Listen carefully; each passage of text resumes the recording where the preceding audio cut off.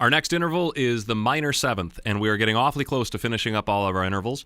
A minor seventh interval is a distance of 10 frets, or 10 half steps. As a guitar player, here's how I am going to play minor sevenths. I'm going to put my first finger on a note on the low string, and then I'm just going to skip a string and play the exact same fret. All right? So from the 5th fret on the low string to the 5th fret on the 4th string. That is a minor seventh interval. I can also do that on the next 2 strings. If I go to the next 2 strings, I can do the same thing, except I have to scoot my middle finger over a fret. That's a minor seventh. And then if I'm on the next 2 strings, it's the exact same concept. All right? So that's how I like to play my minor sevenths as a guitar player. What does a minor seventh sound like? Well, to me, it's definitely a large jump. You can hear that large jump in between it. But I kind of, maybe it's just my exposure to 7th chords, but I kind of already hear a dominant 7th chord, in the background of hearing that interval right there.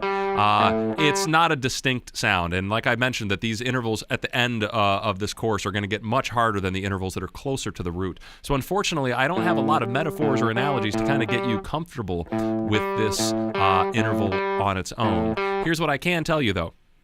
If you think of the pentatonic scale up to the 7th note, 1, 2, 3, 4, 5, or up to the 5th note, 1, 2, 3, 4, 5, you can hear that jump of a root to a flatted 7th or to a minor 7th.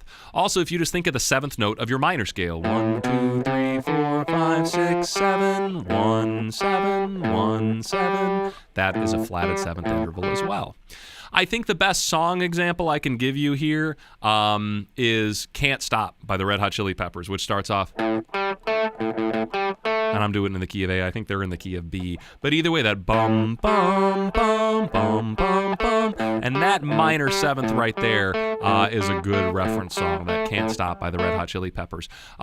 Believe it or not, and I'm sure none of you are going to get this reference, and I'm going to feel old just for even bringing it up, but it's the Ford Motor Company used to have a commercial that went, "Have you driven a Ford lately?" And I really want you to know that because it's a great technique to know this. Have you driven a Ford lately? Knowing that melody, I think, is very helpful to knowing your minor 7th. So I don't know. Go on YouTube and check out some old Ford companies. Just type it in, "Have you driven a Ford lately?" You'll find all these horribly done 80s commercials from when I was like 2, but somehow that melody got stuck in my head. Have you driven a Ford? Have you driven a Ford?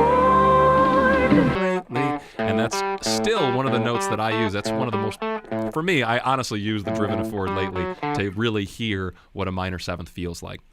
And on top of that, like I said, we've got Chili Peppers, Can't Stop. So let's test ourselves now. Let's try a note, and look, let's go up high this time. I'm going to start, this note is an E flat. So I'm imagining, what I'm going to do here is I'm going to imagine, have you driven a Ford, all right? Have you driven a Ford? Have you driven a Ford lately? Good, I got it that time. How about this one? This is an F sharp. Have you driven a Ford? Have you driven a Ford? Let's see if I got that. Have you driven a Ford? Close enough, lately.